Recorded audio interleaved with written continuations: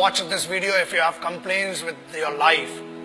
Reason ये है, comfortable जो लोग हैं प्लीज ना देखें. छोटे और कमजोर दिल वालों के लिए मैं बात ही नहीं करता हूं.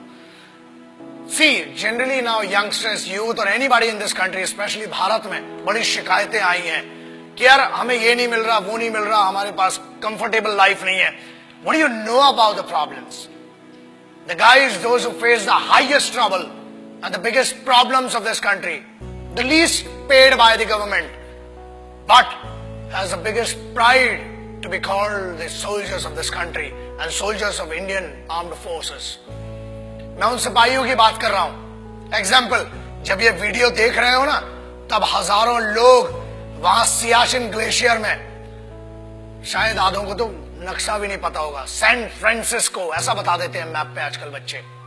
You can not live without the chatting or WhatsApp or Facebook messaging or texting for half an hour or 1 hour. मैं उन सिपाहियों की बात कर रहा हूं जो ग्लेशियर में रहते हैं. 8G, 10G, 4G, 8G सब इधर चलता है दोस्त. वहां कोई जी नहीं होता है.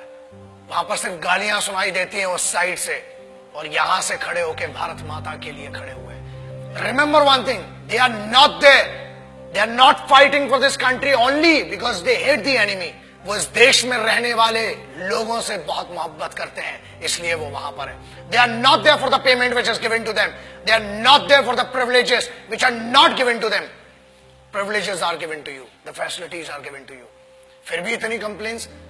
अरे पानी गिर गया, हम कॉलेज नहीं जा पाएंगे, ये हो गया. बहुत कंप्लेन्स है माँ बाप से इन बच्चों को. Remember that. दोस्त कंप्लेन करने के लिए बहुत लोग हैं, लेकिन वो कंप्लेन नहीं करते हैं. क्यों नहीं करते हैं? Because they are fighting for this land, they are fighting for this country, they are fighting for that emotion of freedom. They are fighting for that emotion which belongs to you, which doesn't belong to them. वो एक sense of responsibility, sense of security आपको देने के लिए वो रात भर खून में खड़े हुए हैं. आप बात करते हो -50 जनरल टेम्परेचर है सियाचिन ग्लेशियर का. -50 जनरल. जब आप ये वीडियो देख रहे हैं, हजारों सिपाही आज भी अपने खून को सुखाकर वहां पर लड़ रहे हैं. They cock up their rifles, they write their last letters to their families, और उसके बाद एक दूसरे की नजरों में इसलिए देखते हैं कि मेरे यार ये नहीं पता कि कल मैं तेरे साथ बैठकर खाना खा पाऊंगा कि नहीं. बोलना तो बहुत दूर की बात सोचिए, आप सोच भी नहीं सकते किन कंडीशंस में वहां पर. And remember one thing, I'm not talking about the highest battleground of the country. I'm talking about the highest battleground in the world. This is the only place which is called the highest battleground in the world, and it is written in the history of the world wars. It is written in the history of warfares. जहां लोग श्वास नहीं ले सकते ना, लोग कहते हैं कि हमने 50 या 500 मीटर की दूरी पर या ऊंचाई पर लड़ा है.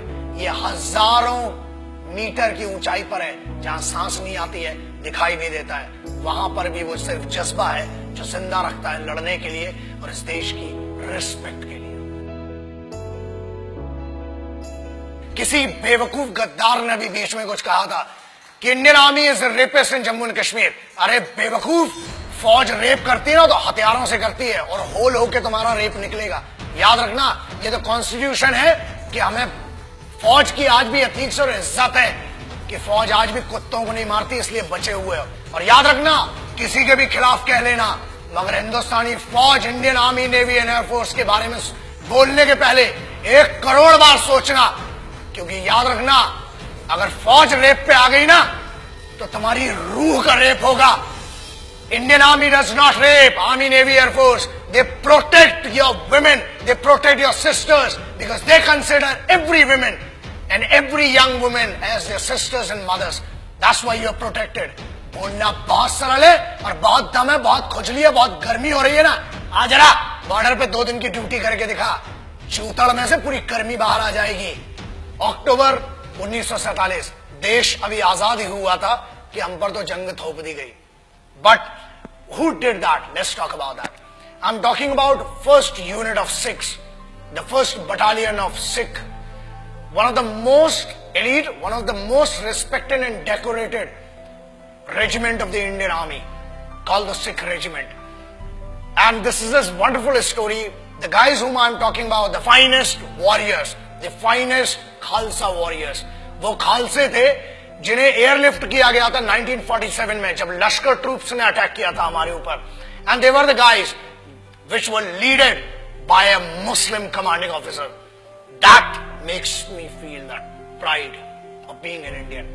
एक ऐसी सिखों की पूरी पलटन जिसे एक मुस्लिम कमांडिंग ऑफिसर ने लीड किया, and this has gone in the history of wars. दुनिया में कभी भी इतना खतरनाक ऑपरेशन नहीं हुआ, और उस सिख रेजिमेंट ने they protected the guys. And whom did they protect? The bigger question is that.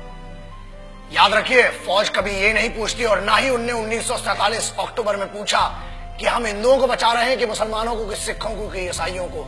हम हर उस इंसान को बचा रहे हैं जो भारत में पैदा हुआ है, जो एक हिंदुस्तानी है, जो एक भारतीय है. I am talking about the organisation which in none of the cases can be called corrupt or can be called manipulated organization. The most pious and the most respectful organization of this country, the institution of this country, is called the Indian Armed Forces. So that's why I always say respect our forces, because they are the actual protectors and actual sons of this country. Jai Hind, Vande Mataram.